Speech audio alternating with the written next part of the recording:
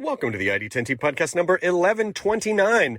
Hey, if you're a Walking Dead fan, then it might be relevant to your interest to know that the Walking Dead Season 11 preview special will be live August 15th. We'll be back in our old studio that we haven't been in like a year and a half. You know, the Talking Dead set looks like it's my loft apartment, and but it's obviously it's a television set. But we have for the last year and a half been doing the show actually from my house. So it'll be really amazing to get back into the studio, be live again. Again, that's August 15th. And then the following week, August 22nd, we'll be back with the Walking Dead Season 11 premiere, followed by a live, all-new Talking Dead. So that is all the Walking Dead news for right now. Let's talk about you, the ID10T community, events at ID10T.com, like Ruben, who writes, "Hey, big fan of the show. Y'all are the big reason I was inspired to take action and do this thing. I was so impacted by what's going on right now with the near extinct vaquita porpoise. There are only 10 or less that exist in the world. Throughout the beginning of the pandemic till now, my girlfriend Shayla and I illustrated and wrote a children's book to help bring awareness to the situation of the vaquita. They are the most endangered marine mammal in the world and are getting caught in nets at sea from illegal poaching. We started a Kickstarter to raise just enough to actually print our book, get it into the hands of readers and pledgers, and will be donating the remaining copies to libraries around the world. It will be a beautiful hardbound book made with quality. Please help us spread the word. So if you go to Kickstarter, you can type in Chiquita the Vaquita in the Kickstarter search bar, and you'll find it. Anything and everything is appreciated. Thank you, Ruben. Thank you so much for sharing events at ID10T.com. For anyone else who has a thing that they would like to share or promote, this episode is Matt Damon, who's promoting Stillwater, which is in theaters today, the release of the podcast, July 30th. And this was such a wonderful conversation. I'd never met Matt Damon before. I didn't know what to expect. And I was so delighted by the conversation. It's so nice to see that, you know, people, especially on this level, literally like one of the highest grossing box office performers in the world, so down to earth, so funny, warm, friendly, and also love stand-up comedy. Like, we had a really great talk about stand-up comedy as well. So this was just an absolute pleasure to talk with Matt, and I really, really, really appreciated the hour that he took to sit down and have a chat. So here is the ID10T podcast number 1129 with Mr. Matt Damon as we roll the thing. Initiating ID10T protocol.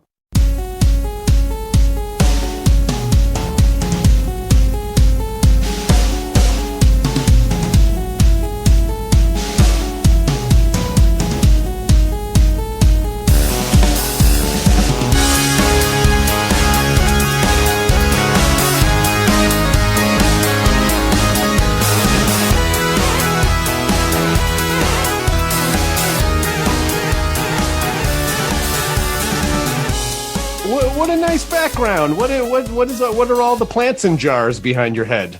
I have no idea. I'm at the one hotel in Brooklyn, and I think it's kind of a hipster joint. And so this is like, it's like you get the sense there was like artisanal something in those jars, and now they're being repurposed, you know, to put plants in, because we don't throw anything away.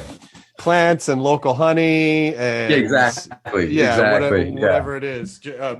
Friendship beads, like any kind of local beadwork is good. Is today today just like a big long press day?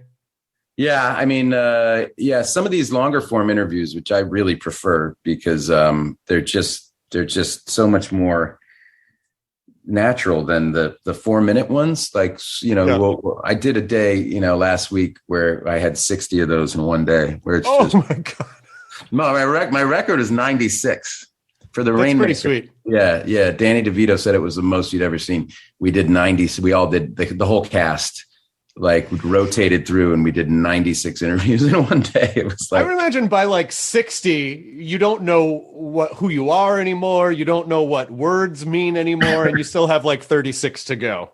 It gets so bad that you don't, in those blitzing 4-minute ones, that you have time to say basically like 4 things, and you're kind of on a script at that point. And you don't know if you've said the thing to someone you've only been talking to for 2 minutes. You don't remember what you've said and you only have 4 things to tell them, and you don't remember which ones you've said to them yet. It's really, it's, you know, and you're like, oh man, I don't know what I've said. It's nice that it turns into a game show lightning round. You're like, what movie am I working on? Shit. Fuck. What is that? Oh shit. Who am I? Yeah. I think the only thing that I have, the thing that I really have to compare to that is doing stand up, having done a 3rd show in a night, starting a bit and sort of feeling the air get sucked out of the room and then stopping and going, wait, did I already do this bit during this show? And the audience goes, yes. And stop it. You're like, has that really happened to you? Oh yeah, totally. Because you can't, is like when you're talking for hours, your brains, when you start kind of going into an autopilot sometimes. Yeah. No, it makes energy. Sense. Yeah. But your stuff normally has it's almost built out like a play, like a theater play or a screenplay. I mean, it normally has that structure, right? Like you're not randomly, like I know I've talked to Tom Papa about it. Like he'll try new stuff. He's got stuff that he knows kills, and then he'll work new stuff in, because I'm fascinated by this exact process that you guys go through. And when I was writing Good Will Hunting at night, I didn't have anything to do, and I would go to the Improv, and I would sit there, and I would go every night of the week. So I'd go Monday through Saturday, and Monday night, sometimes it was just me and one other person in the place back then. It was just dead quiet. And I would sit there because it was inspiring to me to watch, you know, usually people around my age, I was like 20, 24, 25, writing, you know, like I was writing all day, and then I'd come and watch them write at night. But it struck me as the bravest thing in the world, because you're writing in front of an audience. And the only way that you can write what you need to write is to fail. Right. Because that's the only place, you know, where the edges and boundaries are, is you got to fall on your face. And I was like fascinated by that. Anyway, so that process. No, I mean, I love this conversation already, because I love the peering over the fence to the neighbor's house to see, like, how did they, because to your point, yes, you are writing on stage. You do form a relationship with the audience. You need the audience to sort of let you know if it's working or not. I don't know if stand-up is as much a brave thing as it is a compulsion to, you know, to gain the immediate attention of strangers. But I will say the thing that to me seems easier than what you do is, so you're writing Good Will Hunting all day. You have no idea how this film is going to turn out. There's so many things that have to go right that you're not going to know for probably 2 years, you know, right. And then retrospectively, you'll be able to go, I mean, obviously in that case, it worked out brilliantly, but you have to wait to find out like what the reactions are, what the results are, so that, you know, wouldn't you say that so that you can then apply that to the next project? Here's what we learned in this project. Let's do this the next time. Yeah. But we're not, I mean, you're going in knowing, like I'd see, you know, guys are showing up and women are showing up with their notebooks. Yeah. Like literally reading out of their notebooks. Like, and you're going, there's no way the audience isn't going to see this for what it is, which is a test run for, and that's what was so fascinating to me, right? Was the Monday to Saturday thing. I'd go every night and I'd watch these people who were my age build their 5 minutes, like, or their 10 minutes, and then crush on Saturday, you know, and Friday and Saturday, that place was heaving with people. You know, the audience everyone was there wanting to laugh, wanting to be entertained. And these people were sharp, and they would get up and they crush. And I'd be like, it is like the most inspiring thing. But like to know that those Monday, Tuesday, and Wednesday, you know, that the ungainliness of that and knowing that you're going to fail.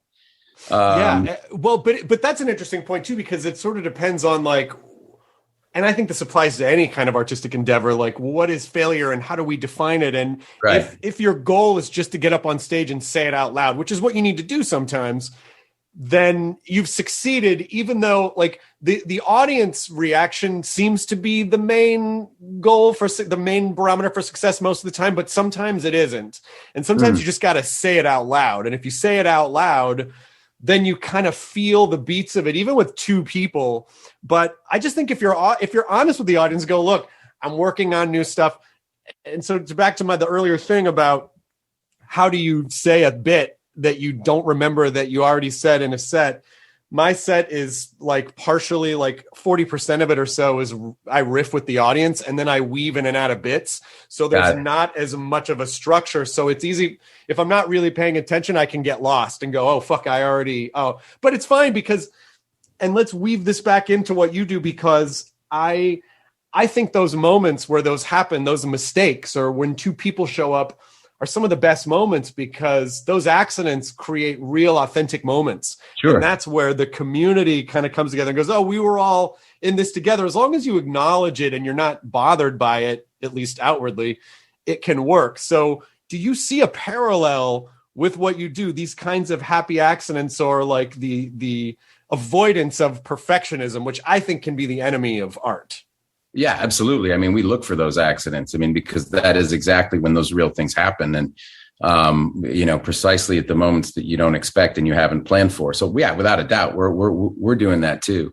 I just remember, just to go back to that, that's a really interesting that you say, what's your definition of success, right? Because for so many people, the act of standing in front of a group of strangers and trying to make them laugh is itself so terrifying, right? But if you're looking at that as, no, this is just Monday night and it's part of my process, and my goal is to build a funny act, then yeah, I guess it's a different way to approach it. I just as a young writer was like, I just found it just struck me as incredibly brave. And the other thing about it, I was talking to, not to name drop, but I was having a conversation with Edge. This is years ago.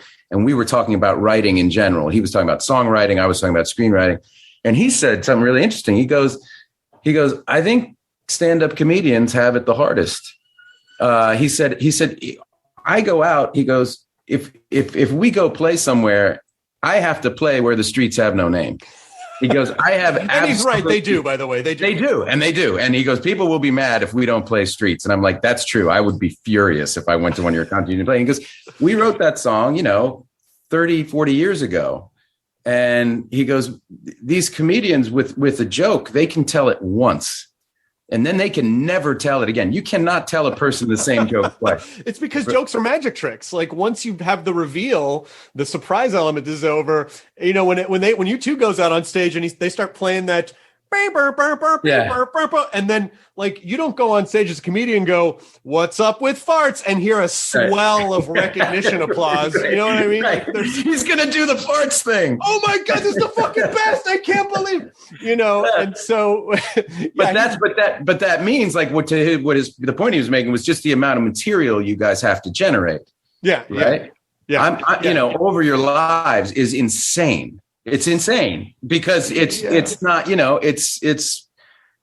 that was what I was having the conversation with Tom Papa about was how do you do it at your level? Like, and he was talking about having stuff that he knew killed, right. That he could do in front of an audience and working in the new stuff. Right. Yeah. Like taking, all right, get them going, get them happy. And then now I'm going to walk down this path and I'm going to see where I go. And he goes, and if I would start to lose them, I could venture back into material that I had I was like, that's really process-wise really interesting to me because that makes total sense. It's still a terrifying proposition to me, but you bookend it with A-list stuff so that you have like a safe zone so you don't lose the audience so much. But honestly, if you don't sweat it too much, because for all intents and purposes, the audience is looking to you to sort of be the leader of the room. And if they feel like you can't handle that, then they'll turn on you. It's like, well, why did I come out for someone who can't? But if you don't sweat it too much and you just kind of like, then they'll forget it. Like then you move on quickly and it's, then it's totally fine. But, it's not that for those Monday or Tuesday shows where there's only a couple people in the room or you don't have a good set that you don't, you feel bad about it, but it's just what you do with it. And also, do you find that you can do everything that you can do as long as you did what you set out to do, even if the audience doesn't always like react with, thunderous applause or laughs, you can feel okay about it. I feel like the times that you can really beat yourself up are when even if you have like a good set or a good movie or a good script or whatever, is if you feel like you didn't do everything that you were supposed to do, if you drop the ball, even if the audience doesn't know it, you still feel weird about that too. Does that make sense? Sure. Yeah. I mean, especially the more experience you have, the more, like I feel that way about this movie. Like there was someone who wrote a bad review of the acting in this movie in one of the British papers. And someone asked me about it. And I said, we just disagree about what good acting is, like I'm just at the level, and like he's welcome to his opinion. Like I'm not at the level where I need his validation anymore. Exactly. I know a lot about this, and I'll put my group of friends up against his group of friends, and if you want to talk about what, but everybody's entitled to their opinion. And I genuinely am at peace with whatever anybody thinks. I feel great about, like, the feeling I have after this performance is like what I'm chasing for the rest of my life. Like I'm 50 now. I have done this for more of my life than I haven't. And I still love it. I really love it. And I geek out over the process, and I love every stage of, production. I just love it. And I love acting, and it's a great career, but both of us are in our respective careers. Like we get better at it, as we get older. And there's so many careers in which, I mean, like athletes I've talked to who are like 35 years old and they're done. And it's like, they know so much more about the thing that they're great at, but their body won't allow them to do it anymore. And we get to keep going. And it's just, and I feel so lucky that, but the feeling that I'm chasing is that feeling of just, it's exactly what you're saying. It's like, I'm completely at peace because I know what I was trying to do and I did it.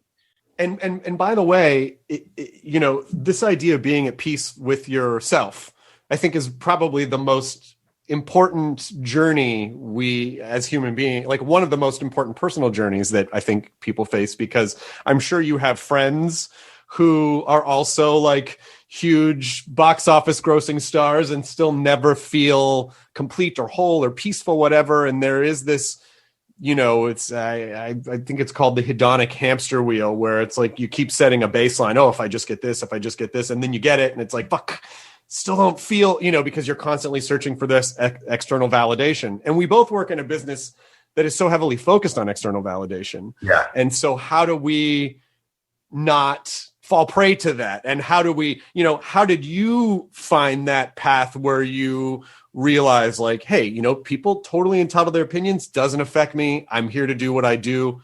I'm happy with that and peaceful with that. Did you always feel that way, or did you have to arrive at that?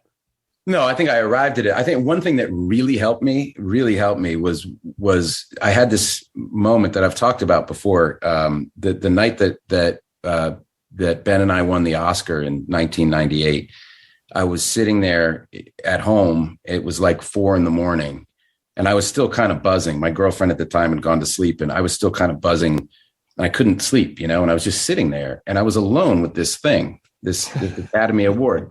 And I had this like voice come in, like, it was like, I almost saw a parallel life in which I lived into my 80s without getting this and was chasing it. And it was like this weird moment. And like a voice in my head said loud and clear, thank God I didn't fuck anybody over for this. Right. And it was like, I got a glimpse. It's like, I got this monkey off my back at 27 years old. I don't ever want to, you know what I mean? Like, I'm good. You know what I mean? Like, I don't have to chase it. I don't have to worry about it. And I didn't hurt anybody to get this. And, that is a really excellent point. And also, just out of curiosity, from what you can remember, the difference between your expectation of that moment and then the reality of the moment, because it's so easy to idealize moments because we just think about them from one, as basically like one dimension. I'll win this thing and it'll be the greatest thing ever. Like I was talking to someone earlier today about how life is really kind of like a Super Mario game where, each level, and you're like, I got through this level, and it unlocks a whole other series of, monsters and villains and challenges. And even when you complete that game, then there's another Mario game you got to play. And so what was the sort of the expectation of that moment versus like the actual human reality of the moment. Do you remember that? Well, the human reality was, it was, first of all, so surreal, and also our lives were changing at exactly this, and we were becoming famous, you know, at exactly this time, and that's a real mind fuck, because your life, your world changes, your subjective reality changes. It's like somebody rewrites your code in the Matrix, and but only yours. So you know that in intellectual terms, the bigger issues are still the bigger issues. You know, global warming, whatever it is, climate change, like all that stuff is still the same, but your reality will never ever be the same. And that's a real. It's hard to wrap your brain around that. And so my recollection of that Oscar experience was, I remember saying to Sam Mendes a couple years later when he got his, he said, "When's this going to sink in?" And I said, "About a year and a half." And I saw him a couple years later, and he said, "You were exactly right. It was like 18 months before I realized this happened." Like it didn't feel like it was happening. It was like, it was nuts. It was just too much. Things were just changing too rapidly and in such a surreal way that it was more than my brain could kind of understand. Yeah, because we're about the same age, and I remember that meteoric. I mean, it may not have seemed meteoric to you because I know you worked for like 11 years before that. You know, it's like you had this career before that happened, but then all of a sudden, you know, I don't know why I have this vivid memory of, I want to say it was like you on the cover of maybe Vanity Fair, like in a bathtub with a toothbrush in your. It was some kind of like, who's this young whippersnapper? Who does this guy think he is? And then, of course, I saw the movie. I was like, fuck, this movie's really good. And I feel like that ushered in sort of a not like it hadn't happened before, but it seemed to usher in, at least for our generation, this era of writer performers. You know, it's like, you don't have to be just an actor. You can write, you can create, you can produce, and also be in those things as well. And so, you know, remembering that, and sort of, I was creatively inspired by that, because I was like, oh yeah, that's a thing you can do. You don't just have to go to auditions and wait for someone to go, okay, you seem cool enough, get in this thing, you know, like that, which is so part of what our culture is now. It seems like we take it for granted. Like, oh yeah, you should be a writer, creator, and a performer. But at the time, did that feel like a departure? Did it seem like a crazy thing for two actors to like, God, can we really write this big movie? Like, what was your thinking process about that? Yeah, well, you know, it should be said, it would have been entirely crazy had it not been for Sylvester Stallone. Sylvester Stallone had done it with Rocky. Right. And that was the two words we, you know, whenever we got up against the wall, we would say Sylvester Stallone to one another because he did it. And every time that people said, you can't do this, we would say Sylvester Stallone. He did it. So he laid the path for us to say, we're attaching ourselves to this, because that's what we want. Like, we were actors, you know, we wrote kind of as a way to get jobs as actors. And so we wrote to our strengths, the roles that we thought we could do really well, and then attached ourselves to it. And, you know, it was a great feat of agenting by Patrick Weitzel, our agent, you know, who I've been with for almost 30 years now. But he very much kind of made his bones on that movie too, because when the movie came out, everyone went, how the hell did that happen? Like, what agent put this together? And it was our young agent, Patrick, you know, who was like smoke and mirrors, like, you know, was like, well, they're giving me this deal over here. You know what I mean? Like, everyone realized the, you know, incredible feat of agenting that must have gone into it. And so we all kind of launched with that, but we were stubborn because we had seen an example of it, and that was Sylvester Stallone. And what specifically did you study at Harvard? Did you study theater at Harvard? No, they don't really have they didn't have a theater concentration then. It was English you could do a special concentration, but which is kind of design your own major. But I just did English. I was in English and literature. And you left? Did you leave school to work? Yeah, I would leave. I left my sophomore year for a semester. I left my junior year, I think, for a semester. I would leave if I got a job. I was auditioning throughout college, so I'd stay in college. But if I got a part, I'd go do it. I mean, even sort of hearing about how this all worked and how your agent kind of did this dazzling magic act. it's still knowing what the film business was like in the 90s, which was very before. Now I think we're sort of in a niche content culture, right? Where it's like you don't necessarily need 20 million people to watch a thing. You just need a very passionate, concentrated audience to watch a thing. But even at that time, it really is unheard of. And you referenced Sylvester Stallone, but that was over 20 years previous to when you guys did this. Right. So as you were going along, as you're writing and saying like Sylvester Stallone, how many points along the process did it seem like, this is never going to happen? How would this happen? This is never going to happen. Yeah. I mean, it felt certainly like a pipe dream. I mean, it felt crazy, but then, Patrick somehow engineered this bidding war. And I remember it was between a Monday and a Thursday that we sold that script, that we took it out on a Monday morning. And Thursday evening, we had this deal with us attached. I mean, ironclad, like in a contract, like you cannot separate these two knuckleheads from this script. And it was over the course of 4 days. And it was just amazing. It was amazing how much our lives changed in a week. Ben was living on my couch. He had literally, it was another friend of ours from high school and I were living together, and Ben hadn't come and gotten on the lease with us because he was going to marry this girl. And then that flamed out within like a month. And so he showed up with all of his shit in our little like place on Curson and Melrose. And it was a 2-bedroom apartment. And we're like, dude, we don't have room. You said you weren't living with us, So he was on the couch, and he's 6'4", and like the couch was probably 6 feet. So I'd go in the living room and his legs would be dangling off the couch, and all of his shit was all over the living room, suitcases with his stuff, he had nowhere to go. And literally from there, we sold the script. And from a Monday and a Thursday, and we went around, we had such shitty credit and so little money that when we went to move out immediately from that place, because we're like, dude, we got to get a 3-bedroom. Like, you need your own room.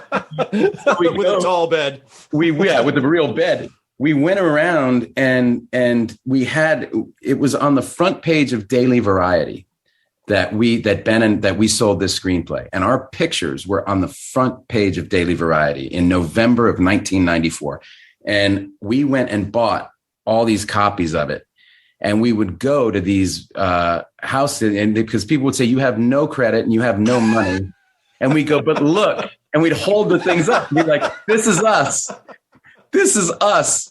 Like, look how much we sold this thing for. This is all, And that literally was how we rented our apartment for that next year. That is a totally true story. We literally showed them Daily Variety. This is us. And we had sold that script. I'll never forget. It was $600,000 from being fucking broke.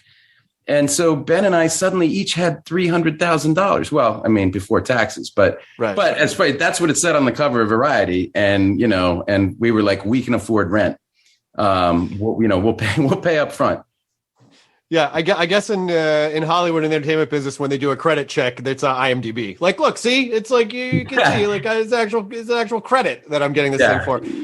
But to have that kind of success so quickly, a lot of people might have, like you said, been chasing that with each project, But it seems like you were able to navigate really well, and not have this kind of like one-hit wonder syndrome, And was that sort of, you're able to take that success, but then how do you smush it out of the way to refocus and not get your head stuck in the clouds when all of a sudden you have $300,000 and you're on Variety and you're doing this big movie with Robin Williams and, everyone's talking about you? How do you pull your heads out of the clouds to just refocus and make it about the work?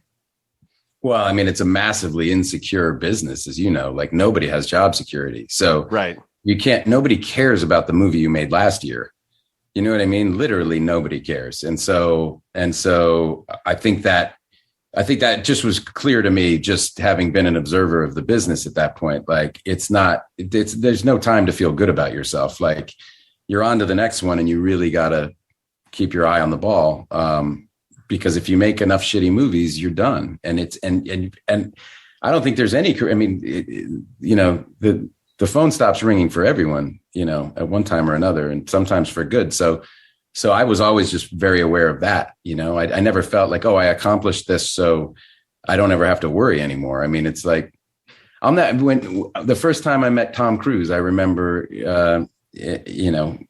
coming away from that conversation and saying to Ben, oh my God, like he doesn't have job security. And it was clear through the conversation, just the way he was thinking. It's not something he said, but it was clear to me. And I was like, there had never been a career at that point, and this is in the late 90s, that had only gone straight up. Like in the history of movies, there had never been a career that had done what his did. And yet, like, he wasn't taking anything for granted. Like, and I was like, wow, like that's telling, like that's really interesting. Like this business is brutal. Well, it is, but I think there's probably also to use a planetary term, like a Goldilocks zone, where there's a healthy amount of fear because it keeps you motivated, right? But you don't want too much because then you make bad decisions, or you make, it could wind you up doing the worst thing, which is like protecting your beachhead. Right. So that you don't take any risks, and you don't do anything interesting because you're just trying to do the thing you think people want to see. And that's another recipe for disaster. Yeah. Ooh, and it's definitely a recipe for creative disaster, for creative like immolation. Right. It's just like you just don't grow as an artist if you do that.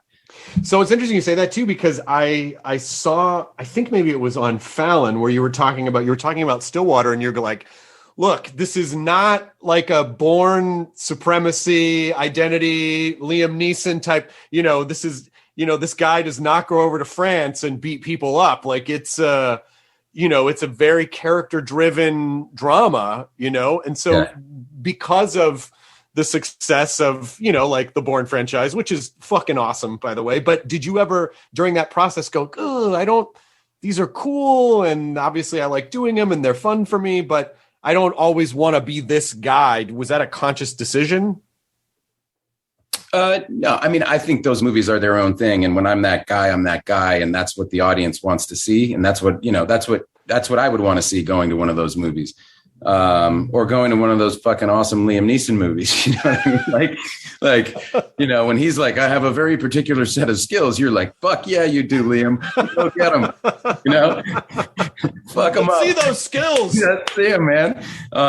But no, I felt like those movies, I always thought of them as inoculating me from the business side of things. Like knowing that I was going to go back and do a Bourne movie in 2 years meant that I could really take whatever movie I wanted in the interim and a small part, a big part, push a little bit, do something more experimental, like whatever it was, I really felt like free to kind of do what I wanted. And which was a great feeling, because I wasn't worried. I wasn't trying to make some kind of strategic kind of plan as to how to survive in the business. I was just doing the movies for all the right reasons. I mean, just in terms of, and I'm asking this also not only to find out how you navigated it, but also just for people who are making their own creative decisions. So it's sort of a question and advice kind of a thing. But what is it that you're following? Obviously, you have a lot of experience, you know what you're doing. But when you look at a project, are you following creative inspiration, gut? Oh, this is probably a good thing to do. Is it like, oh, this is a challenging thing to do? Is it sort of an algorithm of all of those things? What is kind of guiding you, because obviously I'm sure you have a lot of choices about what you get to do next. Yeah, well, one thing I'd say to young actors, if you can choose the projects that you're in, or if or to anybody is to go by director. That was always a really the most important part of the equation for me. But in terms of reading scripts, it's interesting you say gut. I was going to say, yeah, gut, but gut is the product of having written screenplays, of having read, I don't know how many 10,000 screenplay. I don't know how many, I couldn't even guess as to how many screenplays I've read in my life. So that's what informs your gut, right? If I read something and intuitively get a good feeling, it's not just a hunch. It's also from all the work I've done reading scripts in my life. So it's a really informed kind of gut choice. But generally, if I feel compelled by something, or like I'm moved by something, like this movie Stillwater, I felt just really moved by, like, I really believe the dynamics between the father and the daughter, and my character and Camille's character and her daughter. Like, I just really believed those dynamics. And so, they felt real to me. And so it's gut on one level, but it's also, I've been working hard for 30 something years to develop that gut. Yeah. And again, it sounds like you have a very healthy internal view of, because at a certain point you really do have to let it go. You can't control whether people are going to see a movie. You can't control, most of it you can't control. You can control what you do when you show up. You can control your performance, but that's kind of about it. So are you pretty good at just releasing all of that into the air? Well, that's the reason to try to partner with the best director you can, because they control the most of what can be controlled. Right. And if you're partnered with a good one, then more often than not, they're going to be making really good decisions. So it gives your movie a better chance of being good. So yeah, that's definitely why I've always thought that if you're going to have any strategy, that should be it. And you've worked with so many filmmakers, and also with Project Greenlight. When you're talking to filmmakers and they come to you, they go, Matt Damon, what do I do? I'm a young filmmaker. I just want to make a thing. I don't know. I don't know who I am. I don't know what my point of view is. I don't know what I'm supposed to do. Having been so close to this process for so long, and having the benefit of seeing so many filmmakers up close, what is something that you notice that is very helpful for young filmmakers when they're starting out? Like a couple of, try thinking along these lines to sort of circumvent a lot of, mistakes that you might make when you start out. Well, the one thing I would say that I would tell anybody is that if you look at the list of directors I've worked with, it's pretty insane. But there's one thing that I find very interesting that they all have in common, because everybody does it differently. As Anthony Minghella once said to me, he said, we're all on an island. We don't get to visit each other's islands. We kind of run our own island, and we don't. And he goes, that's why actors tend to make really good directors, because they're going from island hopping, and they can cherry pick from, the way people do things that work for them, and put it into a process of their own. And what I find fascinating is, as different as all these directors are and their personalities are, because your personality comes out when you direct. It's just, you're under so much pressure, and you're making so many decisions over such a long period of time. You can't hide from that process. And as different as all these people are, the one thing that they have in common is that they listen really intently to the ideas. As Steven Soderbergh said, I want to throw the window open as wide as I can, so that all of the ideas I'm bringing to him, all the ideas his production designer might say this, all of these ideas, they can come from anywhere. And an idea isn't, I heard Bono in this documentary about 10 years ago was talking about songwriting with U2. And he said, in our hierarchy, the musician is really low, and the song is everything. And when a song walks into the room, and that's how he put it, he said, when a song walks into the room, you respect that. And you understand when a song walks into the room. And ideas are like that. Creative ideas are like that. When someone has one, when an idea walks into the room and you're shooting, you're like, fuck me, I know that's go with that. You know what I mean? And that it comes from anywhere. And the enemy of good work is ego. The absolute enemy, the enemy of everything really is ego. But the enemy of 1,000% collaboration, the enemy is ego. It's get over yourself. And Ben always said to me when we started writing Good Will Hunting, which it was a very formal thing to say for friends who were as close as we were, but he kind of said it somewhat formally, which was, he said, judge me for how good my good ideas are, not for how bad my bad ideas are. Oh, that's such a great point. Such a great point, because you got to get, it's like when you're writing jokes, you're barfing out all this stuff. It's like, it doesn't matter that 90% of it's not going to be usable. Right. And you can't be embarrassed about what you have to go through to get to the good shit. You know what I mean? It's a huge part. You got to turn the fucking faucet on. You know what I mean? And that can be humiliating if you're writing with someone else, because you're going to say some stupid shit and you're going to have some bad ideas, and you can't feel bad about that. You need to get through them, to cycle through them, because you never know what the other person's going to pick up with and run. And that's what writing with a partner is. It's the back and forth that ends. Like, people used to ask us, hey, who really wrote what? Like in your dialogue. I'm like, that's an impossible thing to answer. We wrote it together. Like every single line. Yeah, every single line we wrote together. I said something, then he said something, or he said something, then I said something. And then we got a line of dialogue out of it. Like neither of us could have done this alone. And that's the point. It only is through the collaboration that we got here. And that's what movie making is, right? It's just doing that with like 50 other people. Yeah, but keeping everyone in the same, like in the same sphere, so that everyone's kind of working toward the same goal. But I think what you're talking about is something that I'm not always great at remembering it, but it's being process oriented as opposed to result oriented. And sort of like what we were talking about earlier with stand up and success and failure, but knowing that, like, yes, part of the process is that a lot of these ideas won't work because you just have to get the machine, it's like, you just got to get it all working, and just recognizing. And that's why it's so great to collaborate with people, because you have this unique chemistry, this chemical bond that is different with each person you collaborate with. Yeah, but that's right. It's so great to have that other person that goes, that you feel the safe zone of, like, I trust what they're going to say. And they're not going to be like, this is the dumbest joke ever, get the fuck out of my house, go, well, maybe not that, but how about this? And having that freedom.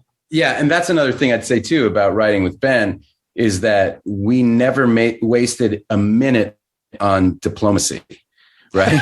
We know each other so well, and when one of us has a bad idea, the other one is not shy about just instantly shutting it down and being like, that sucks, that's terrible. And you're not personalizing that. And you don't personalize it, because like the deep and profound respect that undergirds our friendship is never in question, right? So he could say anything to me and it wouldn't really hurt my feelings. You know what I mean? Well, you also know his goal isn't to hurt your feelings. The goal is for both of you to write the best thing that you can write. Exactly. And to go back to what we started on, I think we're just touching on like that 90% or whatever that percentage is of kind of humiliatingly bad ideas. Ben and I once got off on a jag where neither of us could see how bad it was. And it was a draft of Good Will Hunting that we wrote that we literally were so proud of it. And we waited 3 days to read it because we were like, we got to get some distance, man. We got to get some distance. And it was so fucking bad that we literally were embarrassed. I think we burned it and we erased it. We were like, this is the worst thing. Nobody can know that we wrote this. Nobody, because our families and friends had read drafts of the script at that point, and we were like, this can't ever exist anywhere again. But that to go back to the original point, like when you have bad ideas like that, at least we had them in that apartment and nobody ever saw it. Like nobody ever saw that draft. But like you've gone out and an audience has seen that draft of one of your, it's like, that's totally, man, that's fucking heavy as far as I'm like, that's, I don't know. I think once you kind of get past the idea that the worst thing that can happen is that people won't laugh, obviously that's not the worst thing that can happen. Someone could throw a bottle at you, but I mean, like in general, someone can physically harm you because your writing is so offensive to them. Yeah. So terrible. You could have a joke that's so bad that someone could get up, hit you in the face with a chair and stab you with the microphone stand, finish your set and kill. And like that would be the worst. Not even you dying. It's them like just crushing. Yeah, it's them killing you and then killing. It's like, oh, not only was this guy terrible, but the heckler was better and performed on his corpse, like that, like all those things, But once you kind of, once you're comfortable with that, yeah. Well, I mean, but it's sort of like aversion therapy in a way, but I think, especially with people with stand-up, when they go, well, I'm thinking about doing stand-up, what do I do? Well, you got to get up and do it. And the best advice I ever heard was you got to do it 100 times, because you'll know after 100 times if you're compelled to do it again, because you can have a terrible set and hate yourself and never want to leave your apartment again. But some little thing inside you goes, I need to get on stage tomorrow. I just need to do it. And if you're not compelled to do that, then it's possible that it might not be the calling, for you, because, your art you will do no matter what. You'll find a way to do it no matter what. Would you say that kind of works on the other end too? Yes, definitely. Definitely. Yeah. In fact, the one thing I always say is I just tell people don't do it. They say, what should I do? I say, don't do it, because everybody told me not to do it. Right. I didn't have, anyway. I mean, my parents were happy I was doing theater, but not that I was doing it professionally, trying to get part. So they were encouraging. They were wonderful, supportive parents, but they weren't pushing me out there to do it. And everybody was like, why are you going to do that? Like, that's, that business, it's terrible, right? It's brutal. And I go, but it was, as you say, it was a compulsion, and I had to do it. And, if it's the equivalent of needing to get back up on stage after the 100th time. It's like, I never questioned that this was what I wanted to do. And if I could dissuade somebody from doing it just by saying that, then they're never going to do it anyway. Yeah. Can I ask you some parenting advice? Because my wife and I are in the process of trying to start a family, and you've had kids for a while, and you have 4 kids. And the reason I thought to ask this is because you just said, like, oh, my parents, they were supportive, but they were hesitant about pursuit. And it's probably just because they love you and they didn't want you to have a bad time. Like, no parent wants their kid to go through a tough time, knowing that's I wouldn't. Sorry to interrupt, but I wouldn't. No, I wouldn't push my kids into the fucking movie business. No, but if they wanted to do something that like I often think, like, if I have a kid who's like, I want to be a free climber, and I'd be like, I would feel my chest cave in, but I also know, like, it's not. I have to push that aside to be able to know when to say, like, but I got to support you because I love you. I want to protect you, but I got to support you at the same time. So, because you have a range of ages with your kids. And so how have you learned to do that throughout the process of 4 children? How have I learned to allow them to grow in ways that might be scary because you want to protect them, but knowing, like, but you got to let them go out and make their own mistakes. You got to let them go out there and pursue the things that they want to do, and not fall into that trap where you're like, oh, maybe you shouldn't do this because it might be scary, Yeah, well, luckily none of my kids are want to be like wingsuit flyers or anything like that.